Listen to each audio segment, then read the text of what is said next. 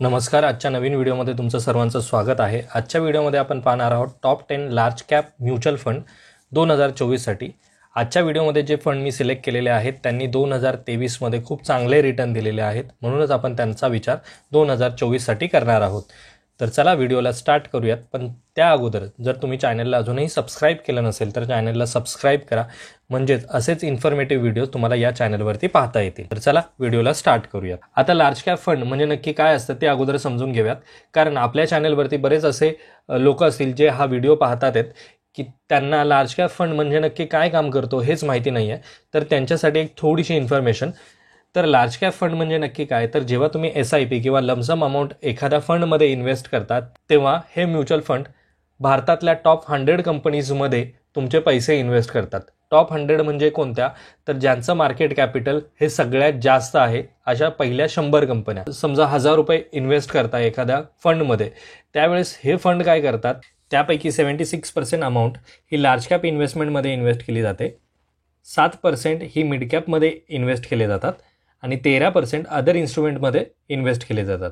म्हणजेच तुम्ही जी amount large कॅपमध्ये invest करता त्यातील सर्वात मोठा पार्ट जो आहे तो लार्ज कॅप इन्व्हेस्टमेंटमध्ये इन्व्हेस्ट केला जातो, म्हणून यांना लार्ज कॅप म्युच्युअल फंड असं म्हटलं जातं. सगळेच लार्ज कॅप म्युच्युअल फंड हे फक्त लार्ज कॅप कंपनीजमध्येच इन्व्हेस्ट करतात असं नाही. काही असे म्युच्युअल फंड आहेत जे नावाने तर लार्ज कॅप म्युच्युअल फंड आहेत, पण त्यांची इन्व्हेस्ट लार्ज कॅप कंपनीज बरोबर मिड कॅप कंपनीजमध्ये पण असते, स्मॉल कॅप कंपनीजमध्ये पण असते. म्हणूनच तुम्ही जेव्हा लार्ज कॅप म्युच्युअल फंडमध्ये इन्व्हेस्ट करता त्यावेळेस त्यांचा पोर्टफोलिओ नक्की पहा की ते कुठल्या कंपनीजमध्ये जास्त इन्व्हेस्टमेंट तुमची करणार आहेत. आता अजून थोडंसं ब्रीफमध्ये तुम्हाला डिफरन्स सांगतो. जेव्हा लार्ज कॅप कंपनी, आता जसं मी तुम्हाला सांगितलं की ज्यांचं मार्केट कॅपिटल सगळ्यात जास्त आहे अशा टॉप 100 कंपनीजमध्ये लार्ज कॅप फंड इन्व्हेस्ट करतात. मिड कॅप फंड काय करतात, तर 101 ते 250मध्ये ज्या कंपनीज येतात त्याच्यामध्ये इन्व्हेस्टमेंट करतात. पोर्टफोलिओच्या मिनिमम 80% इन्व्हेस्टमेंट ही लार्ज कॅपमध्ये असते, म्हणजे मगाशी मी तुम्हाला दाखवले 76% आणि मिड कॅपमध्ये थोडीशी होती. 65% काय केलं जातं, इन्व्हेस्टमेंट मिड कॅपमध्ये केली जाते. लार्ज कॅपमध्ये तुम्हाला रिस्क थोडी कमी असते, मिड कॅपमध्ये तुमची रिस्क थोडी जास्त असते. तुम्हाला स्टेडी रिटर्न्स हवे असतील तर तुम्ही इन्व्हेस्टमेंट करा लार्ज कॅपमध्ये, पण म्हणजे इन्व्हेस्टमेंटवरती हायर रिटर्न्स पाहिजे असतील तर मिड कॅपमध्ये इन्व्हेस्टमेंट करा. तर चला आता आपण पाहूयात top 10 large cap mutual fund 2024साठी. यातील पहिला फंड आहे ICICI Prudential blue chip fund growth option. Fund value आहे 44,000 करोड.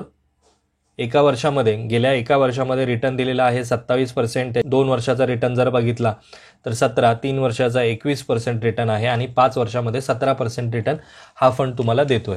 यानंतरचा फंड आहे SBI blue chip fund regular plan growth option. Fund value 40,000 crore आहे. एका वर्षामध्ये 22% रिटर्न, दुसऱ्या वर्षी 14%, तिसऱ्या वर्षी 18% आणि 5व्या वर्षी 16% रिटर्न हा फंड तुम्हाला देतोय. मोठ्या फंडमध्ये इन्व्हेस्टमेंट करण्याचा फायदा असा असतो की तुम्हाला त्या फंडबद्दलची माहिती असते, त्या फंडची हिस्ट्री तुम्हाला पाहता येते. यानंतरचा फंड आहे Mirae asset large cap fund regular growth option. Fund value आहे 36,000 करोड. पहिल्या वर्षी रिटर्न आहे 18%, दुसऱ्या वर्षी 10%, तिसऱ्या वर्षी 16% आणि 5व्या वर्षी 15% रिटर्न हा फंड तुम्हाला देणार आहे. आणि हा फंडसुद्धा खूप चांगला आहे, याच्यामध्ये रिटर्नसुद्धा तुम्हाला खूप चांगले आहेत. म्हणजे कॉन्स्टंटली हा फंड तुम्हाला 15%च्या आसपास 5 वर्षामध्ये रिटर्न देतो आहे. आणि या फंडची फंड व्हॅल्यूसुद्धा तुम्ही पाहू शकता 36,000 करोड आहे. आणि एवढा फंड मॅनेज करण्याचा एक्सपिरियन्ससुद्धा यांच्याकडे आहे. त्यामुळे अशा टाईपचे फंड तुम्हाला चांगले रिटर्न आणि स्टेडी रिटर्न्स देण्याचं काम करतात. यानंतरचा फंड आहे axis blue chip fund growth. या फंडची फंड व्हॅल्यू आहे 31,800 करोड. पहिल्या वर्षी 17%, म्हणजे गेल्या एका वर्षामध्ये 17% रिटर्न आहे. 2 वर्षात 6, 3 वर्षात 10 आणि 5 वर्षात 14% रिटर्न हा फंडसुद्धा तुम्हाला देतोय.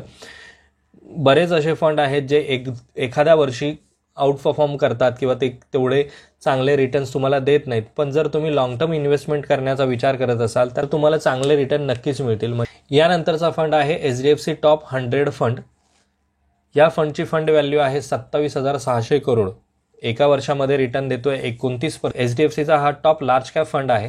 आजच्या व्हिडिओमध्ये जे काही फंड मी तुम्हाला सांगतोय त्यामध्ये माझं कुठल्याही प्रकारचं बाय किंवा सेलचं रिकमेंडेशन नाही आहे. जेव्हा तुम्हाला इन्व्हेस्टमेंट करायची असेल तेव्हा अशा टाईपच्या फंडचा तुम्ही नक्की विचार करू शकता, पण तुम्ही इन्व्हेस्ट करण्या अगोदर तुमची रिस्क कॅपॅसिटी किती आहे आणि तुम्ही किती अमाऊंट इन्व्हेस्ट करू इच्छिता ही तुमच्या कॅपॅसिटीवरती डिपेंडेंट आहे, त्याचा विचार करूनच इन्व्हेस्टमेंट करा. यानंतरचा फंड आहे Aditya Birla Sun Life frontline equity fund growth option. या फंडची फंड व्हॅल्यू आहे 24,200 करोड. एका वर्षामध्ये 22% रिटर्न हा फंड तुम्हाला देणार आहे. 2 वर्षात 13, 3 वर्षामध्ये 18 आणि 5 वर्षामध्ये 15% रिटर्न हा फंड तुम्हाला देणार आहे. यानंतरचा फंड आहे Nippon India large cap fund growth option.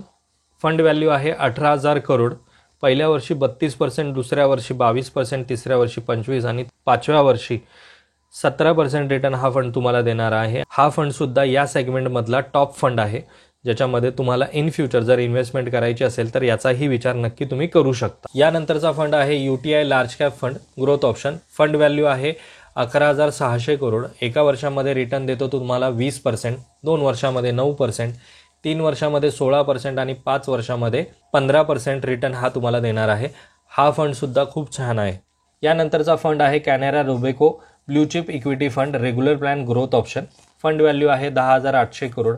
एका वर्षामध्ये रिटर्न देतो तो 22%, 2 वर्षात 11%, 3 वर्षामध्ये 16% आणि 5 वर्षात 17% हा फंड तुम्हाला रिटर्न देणार आहे आणि हा फंड सुद्धा खूप चांगला आहे. यानंतरचा फंड आहे Franklin India blue chip fund growth option. Fund value आहे 7,000 करोड. एका वर्षामध्ये हा फंड रिटर्न देतो 21%, 2 वर्षात 10%, 3 वर्षात 16% आणि 5 वर्षात 14% रिटर्न हा फंड तुम्हाला देणार आहे. आता आपण लार्ज कॅप म्युच्युअल फंड तुम्हाला किती % रिटर्न देतात आणि ते रिटर्न तुम्हाला कसे मिळतील याबद्दलचं एक उदाहरण पाहूयात.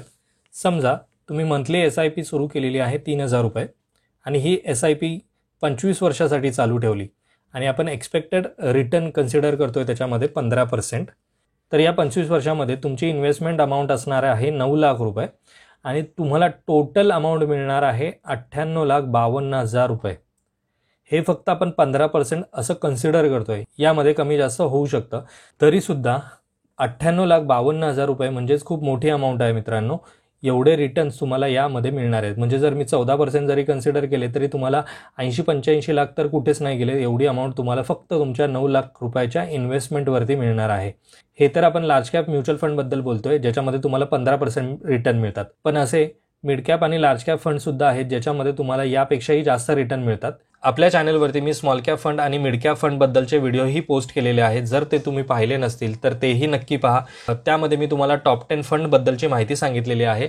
तर आजच्या व्हिडिओमध्ये एवढंच. आजचा व्हिडिओ जर तुम्हाला आवडला असेल तर व्हिडिओला लाईक करा. चॅनलवरती नवीन असाल तर चॅनलला सबस्क्राईब करून बेल नोटिफिकेशन ऑन करा, म्हणजेच आपले नवीन व्हिडिओज तुम्हाला सर्वात अगोदर पाहता येतील. आजचा व्हिडिओ जर तुम्हाला इन्फॉर्मेटिव्ह वाटत असेल तर तुमच्या मित्रमैत्रिणींना, नातेवाईकांना आणि ज्यांना इन्व्हेस्टमेंटमध्ये इंटरेस्ट आहेत अशा लोकांना जर तुमचे काही प्रश्न असतील आणि जर तुम्हाला कुठल्या एखाद्या टॉपिकवरती व्हिडिओ हवा असेल तर कमेंट बॉक्समध्ये मला नक्की कळवा. मी नक्की त्यावर व्हिडिओ बनवण्याचा प्रयत्न करेन. तर आजच्या व्हिडिओमध्ये एवढंच. लवकरच भेटू मित्रांनो पुढच्या नवीन व्हिडिओमध्ये. तोपर्यंत बाय बाय.